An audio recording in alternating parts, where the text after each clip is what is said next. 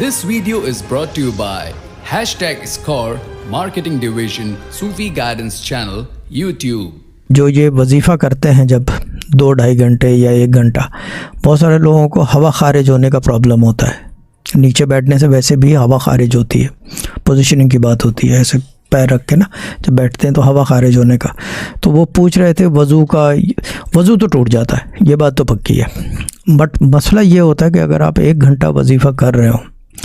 और उसके अंदर ये कि आप हवा खारिज हो रही है, 1 दफ़ा हो गई, 2 दफ़ा हो गई, देखिए 1 आध दफ़ा होने में तो ये होता है कि अगर हो रही है, क्योंकि ये it's not a good thing, या अच्छी बात नहीं है कि जानामाज़ पे बैठ के हवा खारिज कर रहे हैं। 1 आध दफ़ा है तो उठ के खिड़की के पास चले जाएं या वो जगह छोड़ दें, तस्बीह बांध रख के हवा खारिज करके 2 मिनट दे के फिर ये 1 मिनट दे दें, 30 सेकंड, फिर वापस आके बैठ जाए। लेकिन अगर बार बार जिनको होती है उनको बैठे रहना पड़ता है, फिर बार बार होती है तो बैठे रहना पड़ता है। जैसे कि हम जो है जब वजीफ़ा करते हैं, यानी कि जब हमारा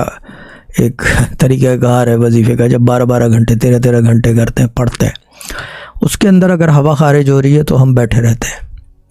ठीक है ना। और फिर उसके लिए ये होता है कि जब हम कर रहे होते हैं तो हम पेशाब वगैरह के जितने जो अखराज की जितनी चीज़ें हैं उसके लिए हम पढ़ लेते हैं, वो होता नहीं है 13 घंटे, हवा नहीं रुकती, हवा के ऊपर तसर्रुफ़ नहीं, क्योंकि फ़िज़ा की चीज़ है ये वो नहीं है,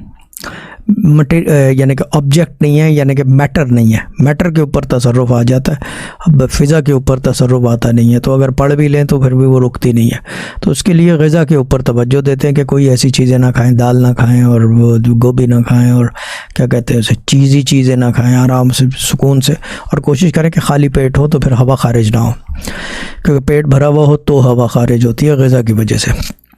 अब